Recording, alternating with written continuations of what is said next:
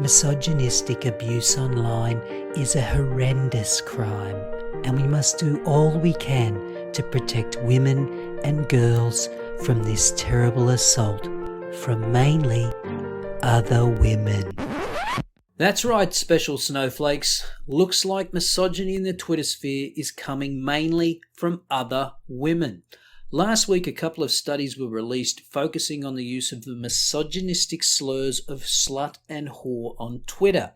The first study that has been widely reported showed that half of all misogynistic tweets came from women. The study was done by social think tank Demos. Yeah, I looked that word up and that's how you say it, okay? So go fuck yourself. For the launch of the Reclaim the Internet campaign led by the British Labour MP Yvette Cooper.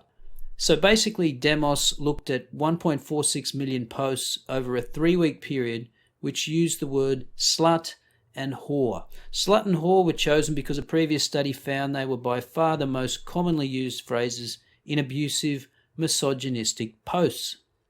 So of the 1.46 million posts, more than half, or approximately 810,000, were adverts for pornographic content. The remaining 650,000 were broken down into categories, of which 377,000 were classed as other, meaning they were discussing things like slut shaming. 213,000 were deemed to have been sent aggressively and therefore classed as abusive, whilst 9% were used for self-reference. So obviously the category of interest to researchers was the abusive one. Upon analysis of the abusive dataset, turns out 50% of the perpetrators were women. From the article, quote, "A cursory look at who they were following, Beyonce, One Direction and Justin Bieber, indicated they were ordinary women and girls, not a cabal of angry white men following right-wing activists." And how did the hysterical femtard community react? Well, as you would expect. From the Huffington Post, quote, "Many women also took issue with the study, pointing out they found it hard to believe an algorithm could really get a clear, full picture of online harassment, which can be more aggressive than using the words slut and whore." Well, Demos stated explicitly that their algorithm is 85% accurate in identifying gender. But notice the attempt to strawman here. Demos' study does not purport to offer a clear, full picture of online harassment. It's simply an examination of the most common phrases used in misogynistic tweets. That's all. They don't claim it's anything else than that, but by muddying the waters, femtards try to discredit the research. And it continues, quote, "Describing misogyny as people tweeting slut and whore at you is akin to saying misogyny is really just calling people nasty names. Now that's partially correct. Misogyny can manifest in ways other than name calling. But again, you're just straw manning in an attempt to discredit the research." And more, quote, "On the contrary, men specifically have harassed several dozen women I know personally by threatening them with death and rape, and by making their hidden identities public to enable more harassment by more bad actors, also almost always men. This is how pathetic your arguments get when you're driven by ideology and not objectively looking at the data." She tries to discredit by straw manning and then offers up personal anecdotes with absolutely no evidence to back them up as a rebuttal. This is par for the course for hysterical, bloviating feminists. Try to discredit actual data and then offer the weakest possible type of data, anecdotes, as evidence to the contrary. But it gets even better. This same emotional cripple tweeted the following. Once again, women can and do perpetrate misogyny. It's common because our culture hates women, the feminine, and things associated with either. So here she demonstrates another favoured tactic of man-hating feminists. Displace blame. She can't completely deny the evidence, so displace blame for the actions of women back onto culture, which is another way of saying the patriarchy, which is another way of saying it's men's fault. But this second tweet takes the cake, combining the straw man with shifting blame. Quote, "In fact, the idea that misogyny is even worse when women perpetrate it is itself misogynistic. It absolves men who have more power.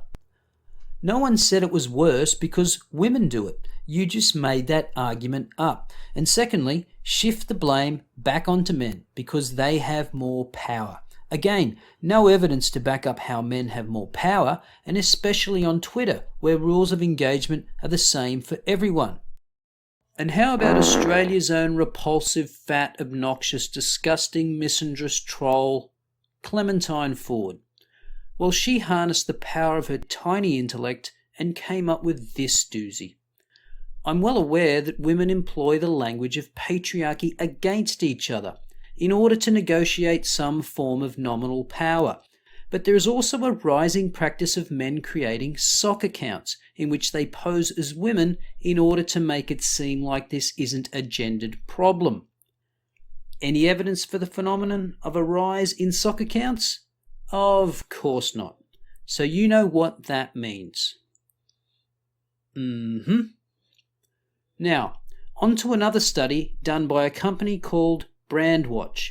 Interestingly, I haven't seen this one get much coverage, but basically they conducted the same type of research as Demos.